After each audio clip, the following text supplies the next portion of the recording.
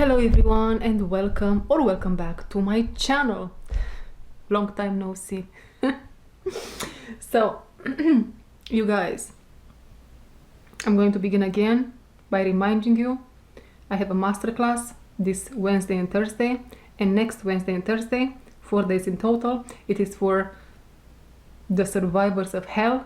It is for the swords of the divine, the sword of God. If you are one warrior of the divine, of God, and you want to improve, to strengthen your life, your light, I wanted to say, send me an email and I'm going to give you the details. Now,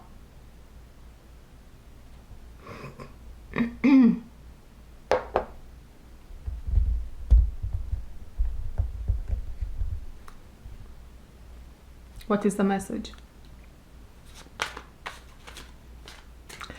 Now, 1 second guys, because the energy is a little bit weird.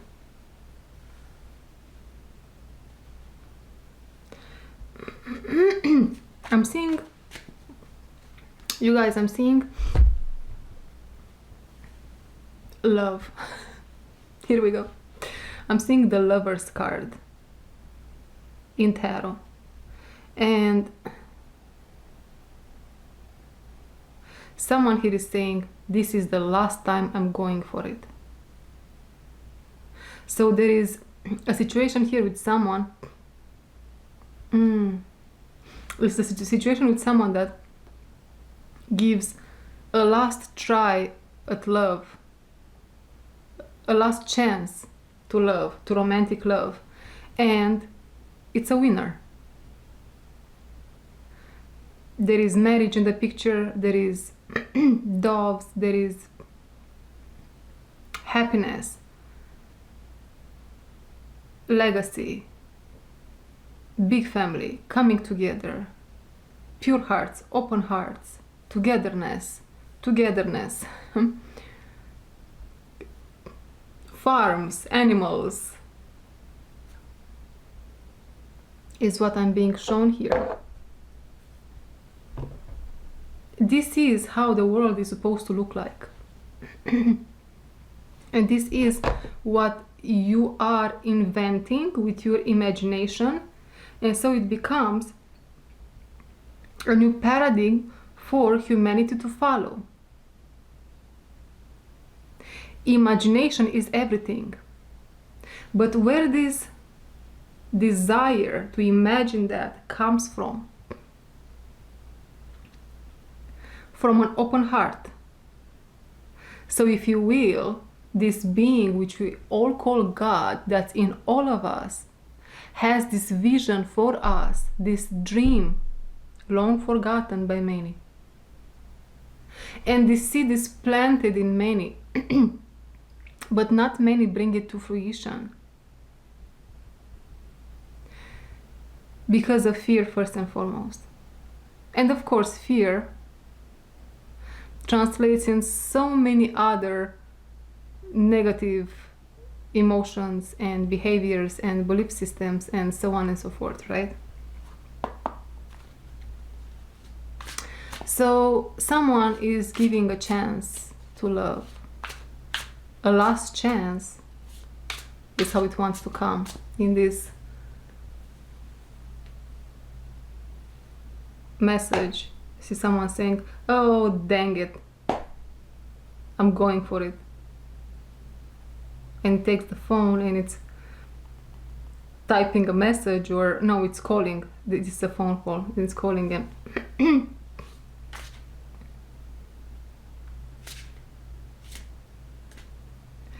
Oh no, this is so strange. So someone here wants to give a last chance to love, so takes the phone, and I assume here, yes, what they want to do is to call that person, and when they call, they realize that whoever responds on the other side of the connection is the phone number pertains to someone else, someone they don't even know, so it is the wrong phone number. the person changed their number. Or it was never their number. Changed their number is more accurate for the situation I'm connecting with.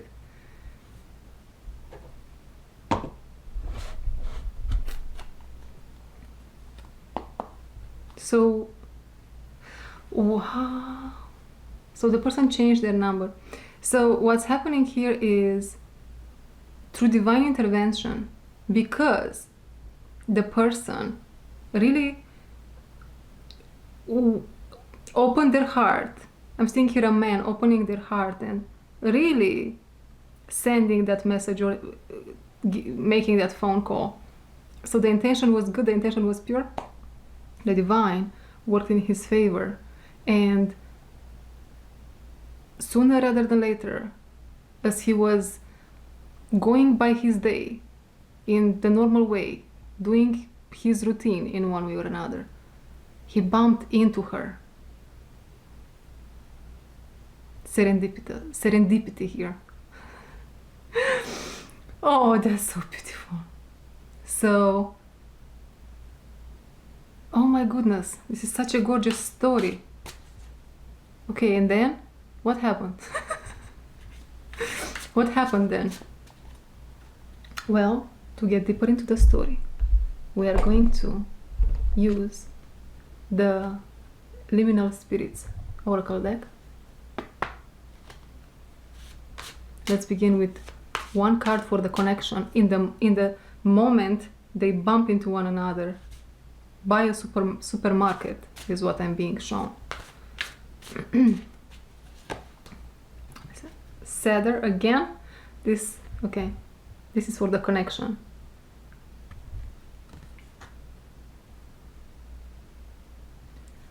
The energy is that of a sadder. It's divine, it's godly, it's miraculous. This is not by chance. This is all orchestrated.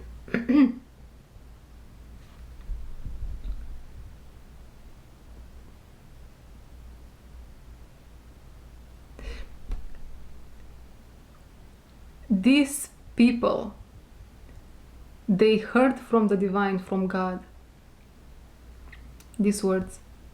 This is how your parents met also, through a lot of serendipitous moments.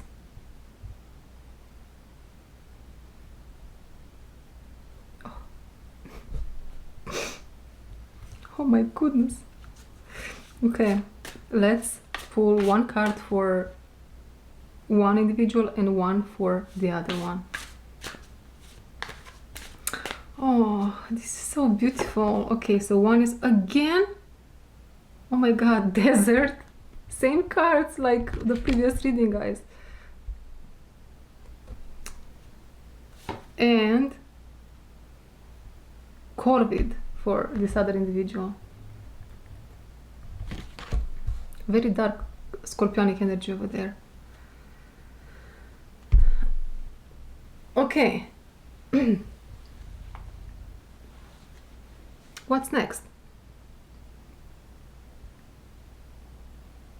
These two, Desert and Corvid, they physically can look completely different. One can be super tall, super skinny, the other one can be chunky and super short.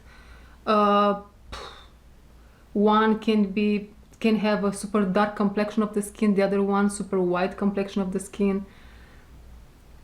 One can be, again, super blonde, the other one super brunette. I don't know, there is something super different about, can come from different countries, from different cultures, everything super different. One can dress in all pink, the other one all black. But they are now coming together through a series of events that happened by the hand of the divine. It was divine orchestration here.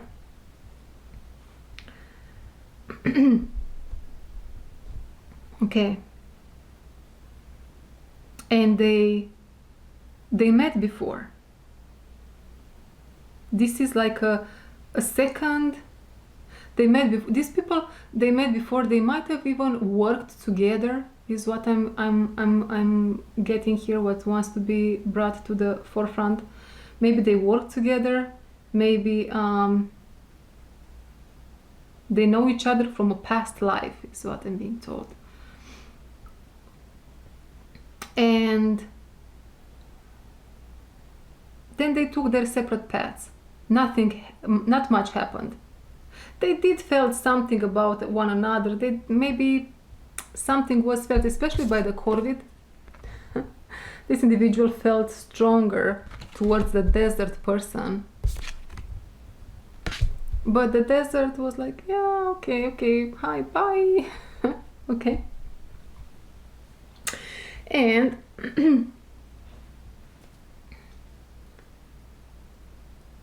years passed, time passed, years passed, and we get to the moment where the desert person calls the Corvid and the phone number is wrong. And then in his disappointment, because I'm seeing a man, in his disappointment, they just continued their lives. Almost like they took that as a sign from God saying, no, love does not exist. Let it go. So they just let it go. They moved on with their days, and then they bumped into Corvid. It's not COVID, it's Corvid. They bumped into Corvid, and from there a lot of sparks and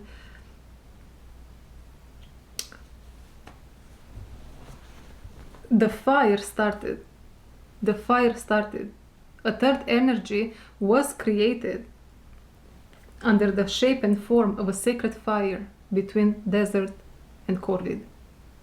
Not even kissing or having any other sort of contact. This energy was created just by them having a short conversation. Corvid didn't have high hopes regarding this connection. They heard from the divine or from others, and or that desert is long gone, or desert is in another connection, desert is not in the area, desert is not. And so they took that as even if they bumped into one another, Corvid here took the information they had at heart, and they thought maybe they are in another relationship, or maybe something doesn't match here, doesn't align for Corvid. Corvid here is kind of dark. I'm not getting that they are bad, but they are dark. And so they didn't take it at heart. Desert, on the other hand, although they didn't take the meeting too much at heart also. For them, they didn't want to get disappointed. They didn't want to open their heart so much and so big and so fast, and to, just to give themselves in a Knight of Wands type of energy. Fast forward movement. Oh my God, Corvid, I tried to call you. Now look at that. Divine order happened, divine timing happened, and we are here. You must be the love of my life. Although they might have thought that, they didn't do anything about it, right? So, what happened next?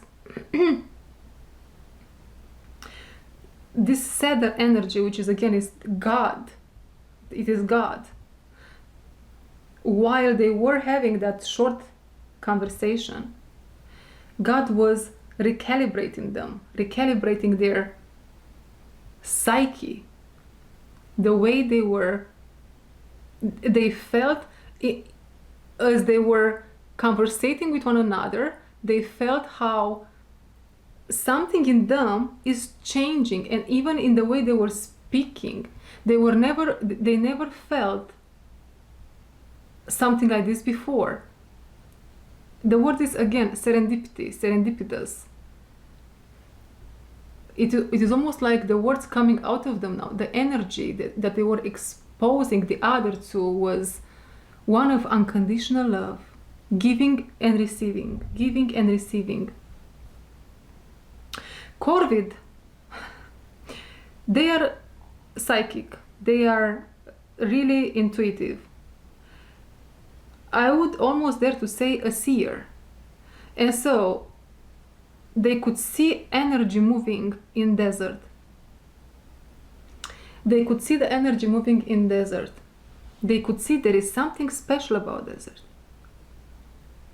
Desert here, in Corvid's vision, has the element of the hero, the element of Frodo in Lord of the Rings. But what they also saw was the ring that Frodo is wearing. And so although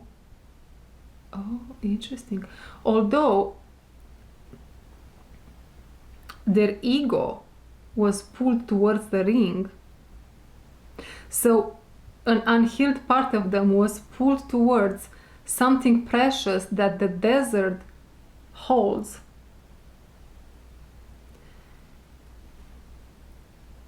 They didn't make any steps still. And that's how they got blessed by God, cedar. This cedar is such a gorgeous, beautiful energy. And it's God, I assume. That's how I feel. And so because they didn't take Frodo's ring or attack it in any way or follow that egoic instinct, what happened is God blessed them with the healing of that in an instant. And by doing so, our Corvid healed, their heart opened, and now we are going to put Corvid back in the deck and we are going to pull another card for this individual. And I saw an orb with the corner of my eye. A lifeline was created between these two individuals' hearts. They zinged. They had the husband-wife connection. You are mine, I am yours, I just know. And now I know. What a beautiful story. Time. This is Corvid now. Corvid was replaced with time. You see, now Corvid got into Knight of Wands energy, but the good kind. Now Corvid trusts because of the heart connection, and it is in the energy of pedal to the metal. Full speed ahead. Let's go ahead, let's do this. Let's get married, let's have babies, let's bring this vision we both have together into reality. And Desert lived a happily ever after family life as he envisioned for himself with time.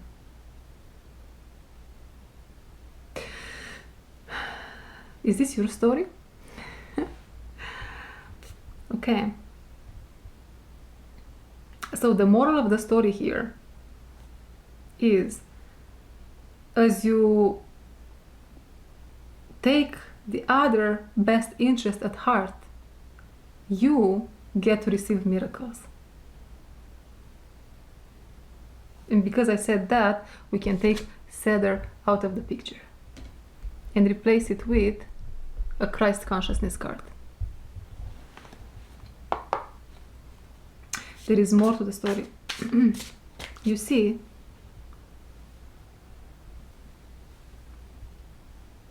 Desert comes from a long line of seers, psychics, magical people, magicians.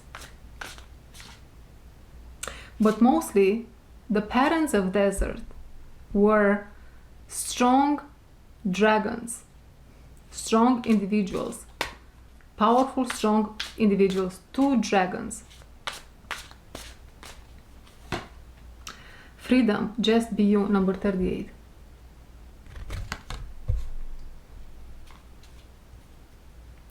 And although the parents, they were encouraging this energy of freedom,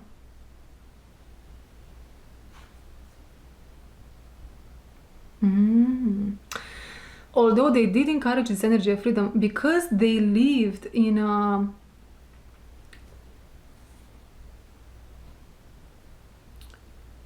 high society of sorts here. Desert was born and raised in some sort of a family, presidential, sort of, royal, both. There was a need for security. There was a need for security for desert. So he had just so much freedom. And that had an impact on desert. It's almost like, oh, it breaks my heart. It's almost like, imagine desert as a child, being the child of a presidential couple, and just looking outside of the gates of their mansion, White House, and seeing other children just playing freely outside. They couldn't do that, not all the time. But little did Desert know that his destiny was set in stone. And although these normal needs, if you will, would resurface, its royal blood was calling.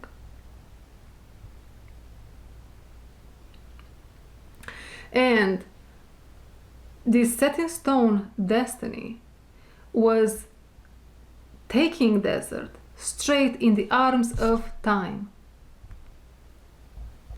And however the situation applied, whatever it happened to Desert between being a child and meeting Corvid and then transforming into time, it was all divine timing, divinely orchestrated.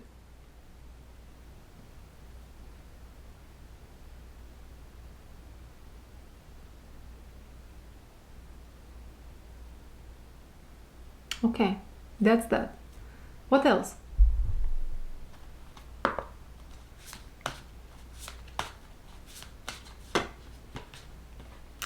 Joseph of Arimathea, trailblaze and innovate.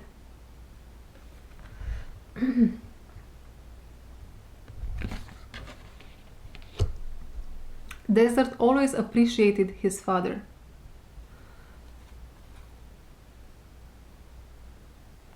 He loved with all his heart his mother.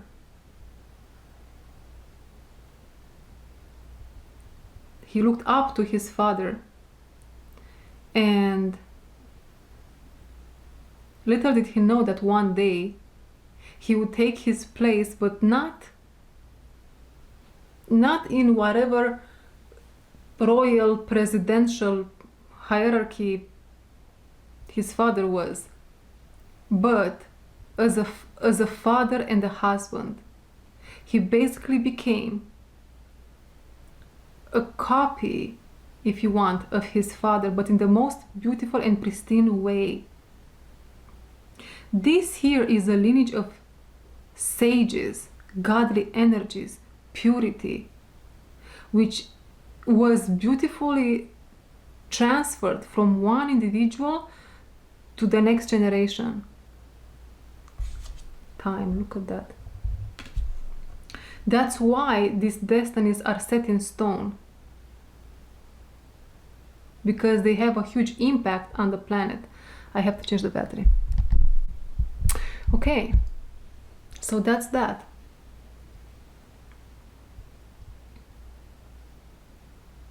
You see, these people, Desert and Time, which was Corvid, especially Corvid, didn't think, interesting, didn't think they are ready to meet desert and vice versa.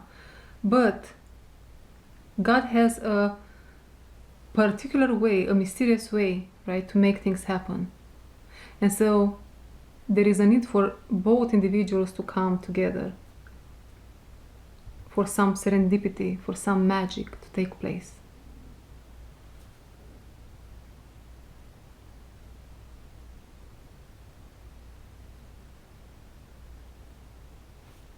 Let's pull some shadow cards.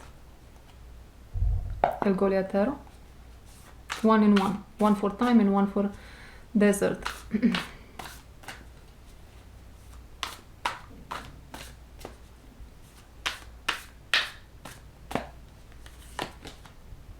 The Star for desert. And Ace of Swords for the time. Oh.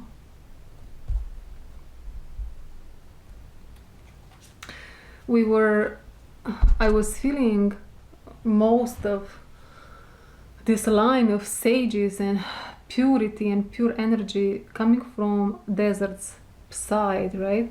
But now time comes strongly into the picture with the Ace of Swords and says that where they are coming from, they come from a royal lineage of emperor and emperor and oh my god, empresses.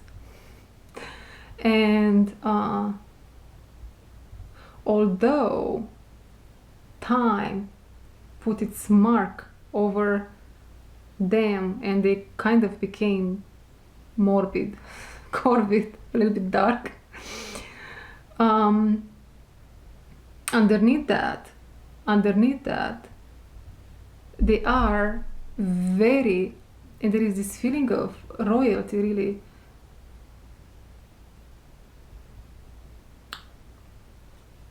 High standards, high society, higher, set your sights higher. So that's how these two came together. Makes sense now? Okay. It's all in the blood. It's all in the blood. We are pulling one more card for time to see the real face. Metal. Oh, fox. Look at that. Fox and metal.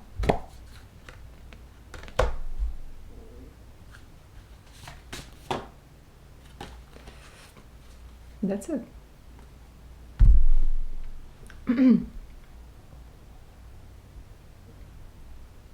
There was an interruption in the lineage of time, or metal now. So they come from this lineage of, this lineage of royal lions and lionesses, royal emperors and empresses, beautiful, high vibrational individuals, leaders in their own right, sovereign, strong, right? At some point in the lineage, something happened. A dark energy here intervened in one way or another in the lineage, and whoever was the emperor in the lineage at that moment in time got mentally disturbed, mentally effed, whatever that was supposed to mean. And suddenly the lineage took a total different direction, and now they thought they are inferior. Now they thought they are inferior. Now they thought they are supposed to praise the other people in the area. This feels ancient for some reason. And now generation after generation after generation, they thought about themselves through the blood that they are small, that they are inferior, that they are supposed to be seen but not heard. They are supposed to stay small and believe big of themselves. And so, COVID comes from that now, also. And that's why they showed up as COVID. Okay. They showed up as COVID, but because they didn't allow the pain in themselves to go after Frodo's ring, they got this healing. And then now they got in touch again with the royal lion, lioness, emperor and empress side of themselves.